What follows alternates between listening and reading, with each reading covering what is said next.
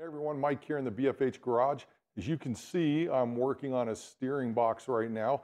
I'm rebuilding one that I just pulled out of a TJ at the junkyard a couple weeks ago.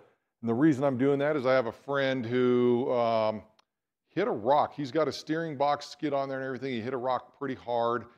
Instantly started leaking all over the place to where, all of the fluid came out.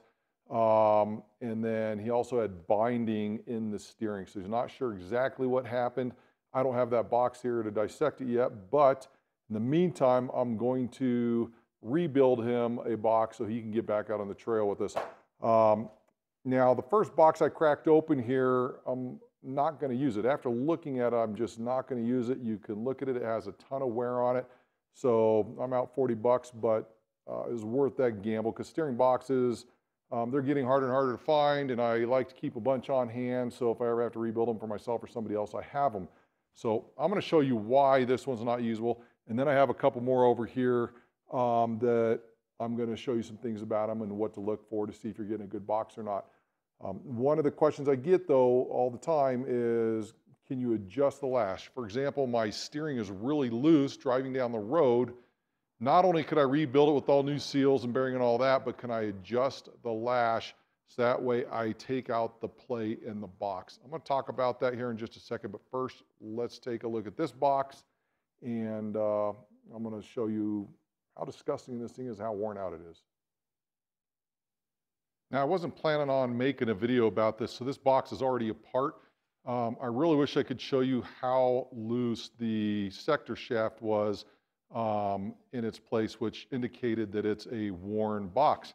Now, when you look in here, after getting that piston out and everything, you can see all of the sludge and the wear on that stuff.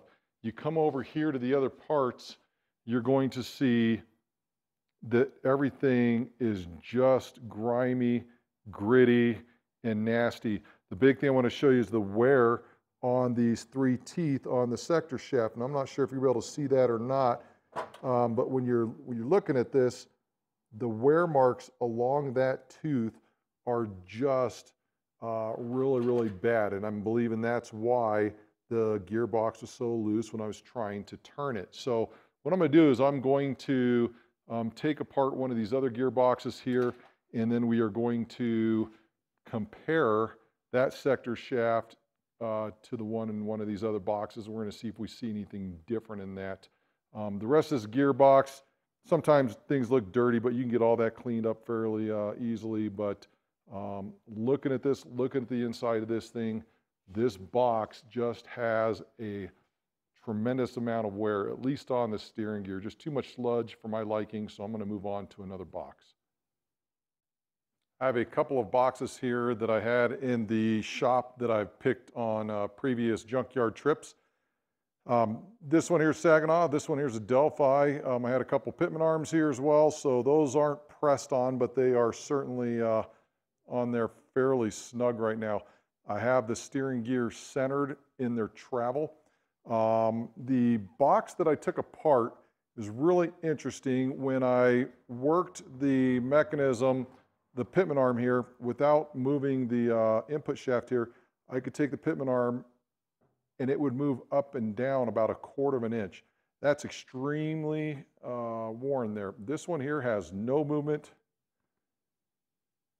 and this one here has no movement. So these are both tied up against the sector shaft the way they should be with the appropriate amount of lash. When I say no movement, you can feel just barely any movement, which is the appropriate amount of lash for that. Now, when you turn the input shaft here, you want to immediately see the Pitman arm move up and down. So as soon as I move that, you can see the response is very quick. I come over to this one, same thing, the response is immediate. That other steering box that I took apart, and I wish I would have taken a video of it and I didn't, but it just had a lot of slop in it. A lot of slop. That thing's going in the trash. I'm going to choose one of these boxes to rebuild for him and go from there. Let's get into real quick now about lash.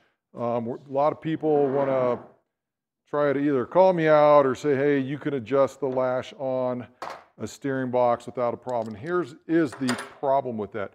And I say this all the time, a steering box with 200,000 miles on it is a steering box with 200,000 miles on it. It's like an engine with 200,000 miles on it. You could put in fresh oil, but that's not going to change the wear on that engine. So when you have, like on this one here at the piston, you saw the sludge in this one, there's just an incredible amount of wear on that.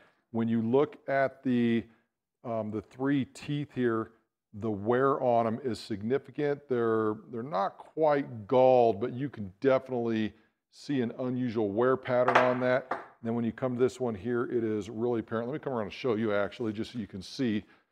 Ring gears, when they break in, they get a nice shiny surface. Same thing with these, but when you look at this right here, you're gonna see how you get kind of the almost galling look there on the teeth. That indicates some severe wear out of that steering box, and that's why I'm not going to use it. When I pull this box apart to rebuild it, I'm going to compare the sector shaft of this one to the sector shaft of the other one, and we're going to see what we find. I mean, who knows? This one could have a lot of wear in there too. It's just tighter than this one. Who knows? We're going to find out. One of the things that people want to talk about, getting back to the topic here of adjusting lash. So if you're driving down the road and you have a lot of this back and forth and your Jeep's still going straight, you have a lot of play in your steering wheel. And one of the things that people say that you can do is loosen this nut. So this here is the adjusting stem for the sector shaft, but you loosen this nut, you take your little Allen wrench and you adjust the sector shaft in or out. So if you're looking right here, you can see the Allen spot right there to put your wrench in there. You do that after you loosen this nut, and then you take the Allen wrench and you screw the sector shaft either further in or further out. If you look at this, you're going to see how these teeth are sloped down slightly. So as it goes in, it's going to tighten up the lash. As it comes out, it's going to loosen up that lash. So for people with loose steering boxes, they want to tighten it, they're going to push it in. And the problem is a very, very minor adjustment on this screw right there makes a huge difference on the lash and the tightness of it. So if you decide you're going to do this, I recommend making a very, very small adjustment to get to where you think you need to be. I'm talking like a 1/16 of an inch to, I'm sorry, 1/8 of an inch to maybe 1/4 of an inch at the most. Run it, see how it feels and whatnot. I've heard of people that have put a full turn on there. Their gearbox immediately binds up and it damages it.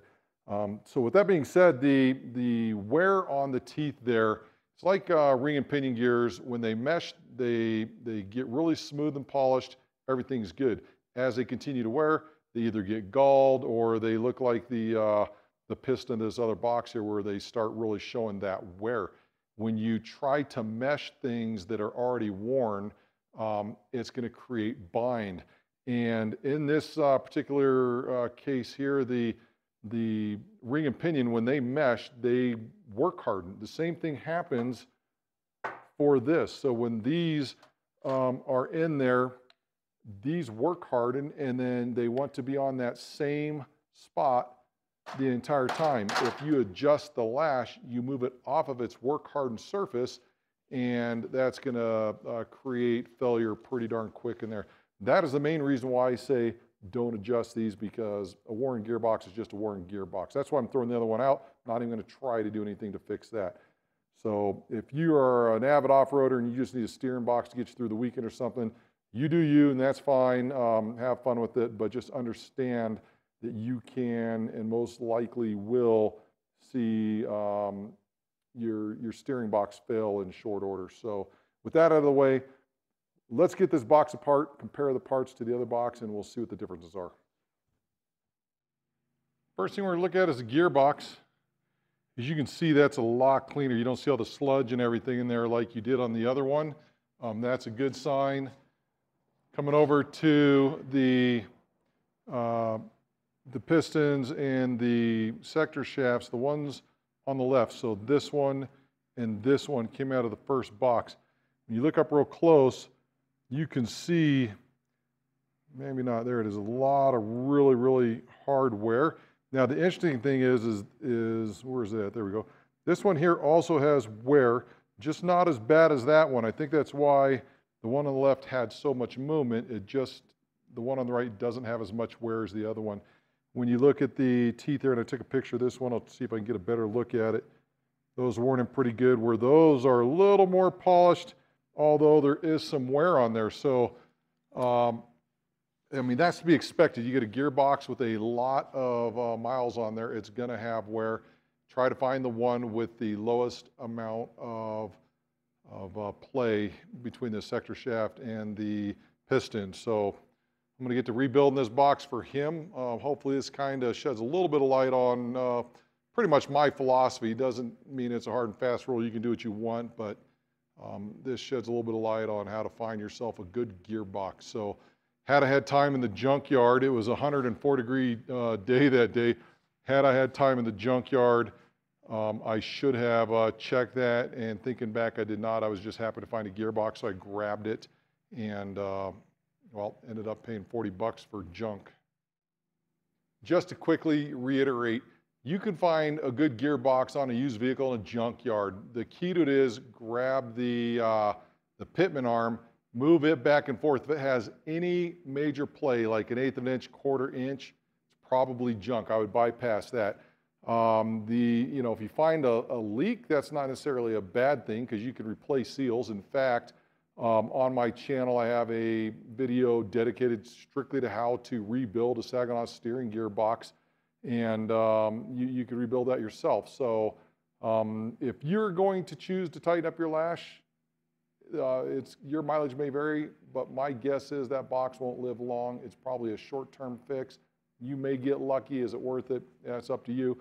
I tend to just rather throw that in the trash and find one that's good. So anyway, hope you enjoyed the video, and we'll see you next time.